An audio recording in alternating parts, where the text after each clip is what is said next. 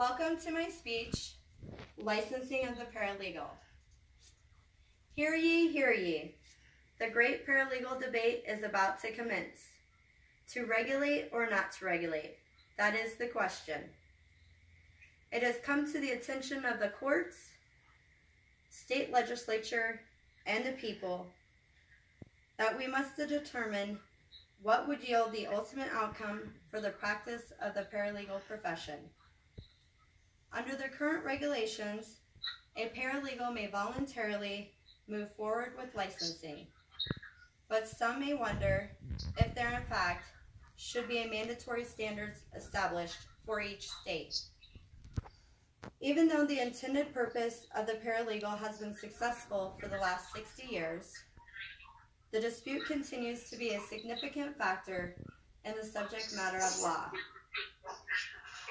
When the need of paralegal services arises, it is necessary for you, the consumer, to be well informed and provided accurate information and facts to understand how legal services can be affected by requiring regulations of licensing.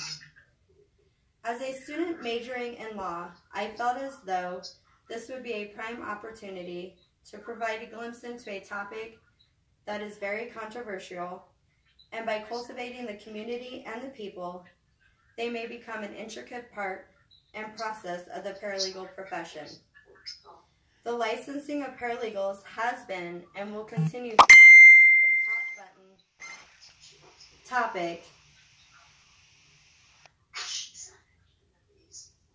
among the legal profession, which gives rise to the age-old question, will regulating the paralegals affect the dynamic of their role and functions within the practice of law? Today I will provide you with the information that will assist you in making well-informed decisions regarding the relevancy of regulating licensing of the paralegal profession, when in fact they will already work under the supervision of a licensed attorney. First, I will provide you with the recommended education qualifications for becoming a paralegal. Next, I will provide an overview of the 4 forms of paralegal regulations that can be taken by a paralegal. Then I will present 2 exams that are available to enhance professional credibility. And finally, we will move on to the pros and cons of regulating the licensing of a paralegal profession. The decision to begin a career in the paralegal profession is an exciting time, but you may find yourself wondering what it is needed to pursue the field. Let's begin with a brief discussion of recommended qualifications for becoming a paralegal. The easiest and fastest way is through the undergraduate certification paralegal study program.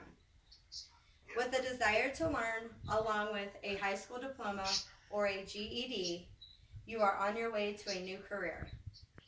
The length of time for completion is approximately 18 to 29 credit hours. Although you may not get the ideal job, it will provide the fundamentals in the law and paralegal profession. The next educational experience would be associate's degree. This can be obtained by providing more time and effort toward the paralegal studies.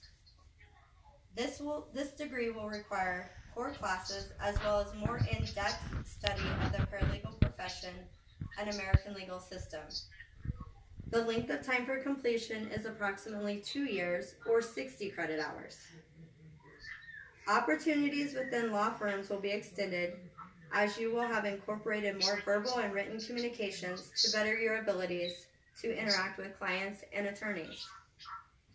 To further the educational aspect of becoming a paralegal would be to achieve your bachelor degree. This is the highest level of education that can be attempted for the paralegal profession. A full-time student can achieve this degree in 4 years or 120 credit hours. With the options to choose specialized courses, the opportunity to optimize your career is endless. We have talked about the difference different educational recommendations, now let's consider the 4 forms of paralegal regulations that are available. Although these are all voluntary and can be taken at any point during your career, they can give you a competitive edge over the potential candidates in the paralegal field. The first form of regulation is accreditation. When a school complies with certain standards of the paralegal training program, then it is accredited. To ensure the highest quality of education, it is best to attend a school that is ABA approved. The certification of a paralegal is obtained after earning an associate degree. An academic certificate is not the same as a certification. Certification is strictly voluntary and is available to be completed after certain predetermined guidelines have been met. Earning a certification can lead to better job opportunities along with increased pay. Certification is nationally recognized and sets you apart from your colleagues, as well as providing personal satisfaction. In order to gain credibility, a paralegal may decide to sign up with an association and proceed with registration. As with certification, registration is completed voluntarily and may vary from state to state.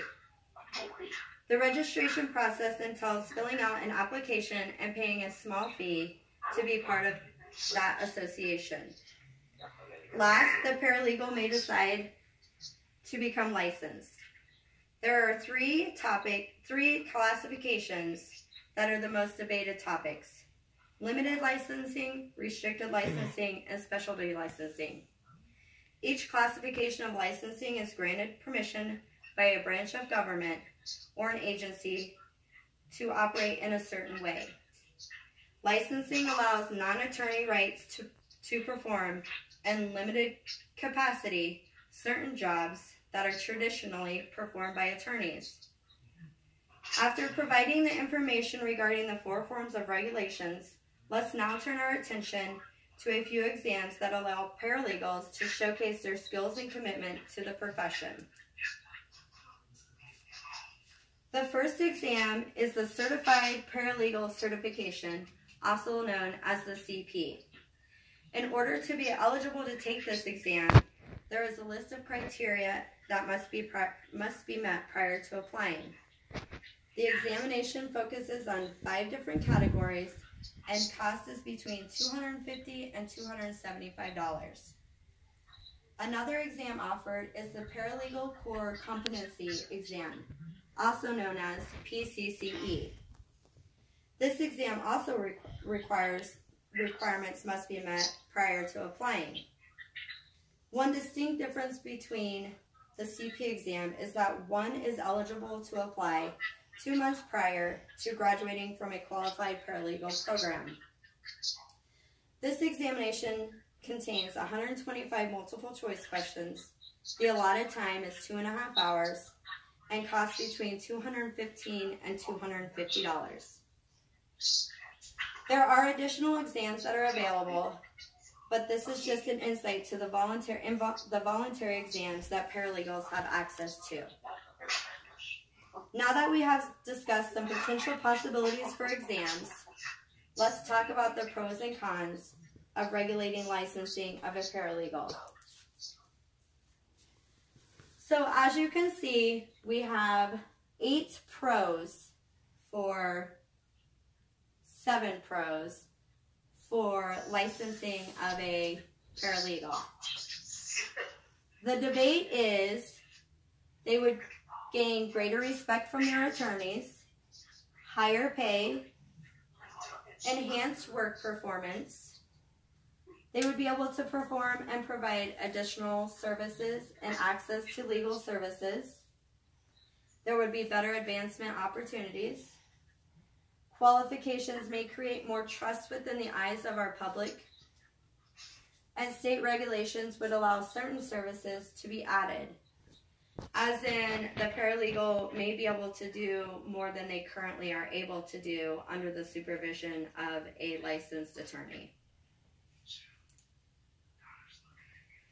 And then we have the cons of the debate. Added bureaucracy creates more government involvement and influence. Who will pay for the continuing of education, certification, and relicensing?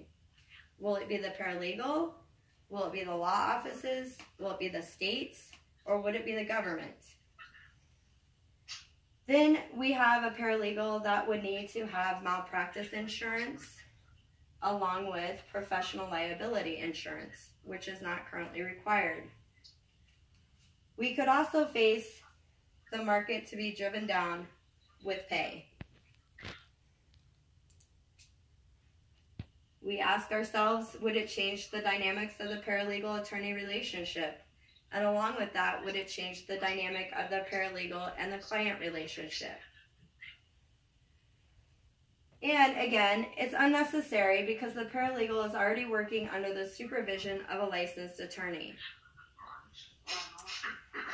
So we also look at cutting down the overhead. Would attorneys find loopholes to have a paralegal be called a law clerk so that they wouldn't have to have the expenditures of licensing, education, and certification payments? From the information you have been provided, it is obvious that there are options available to the paralegal, but that doesn't negate the constant controversy regarding the mandatory regulation of licensing. So again, we must ask ourselves, how relevant is it to regulate the licensing of the paralegal? The paralegal profession has already taken many steps to ensure proper standards are in place, such as education, regulation, and exams. Even though education is a definite requirement, additional options are available voluntarily by the paralegal to continue the success of their career. Paralegals are continuing to provide services that the profession was intended for without the presence of mandatory licensing. Lack of licensing doesn't mean that a paralegal is unable to regulate themselves. When we start introducing new regulations, then we have the potential to have additional issues arise. This can, in fact, hurt the profession and bring it to its demise. The profession was made available to assist the attorney and provide lower cost services to the public. The paralegal will continue to be under the supervision of the licensed attorney. Therefore, double layering of the licensing is not needed. So I leave you with this.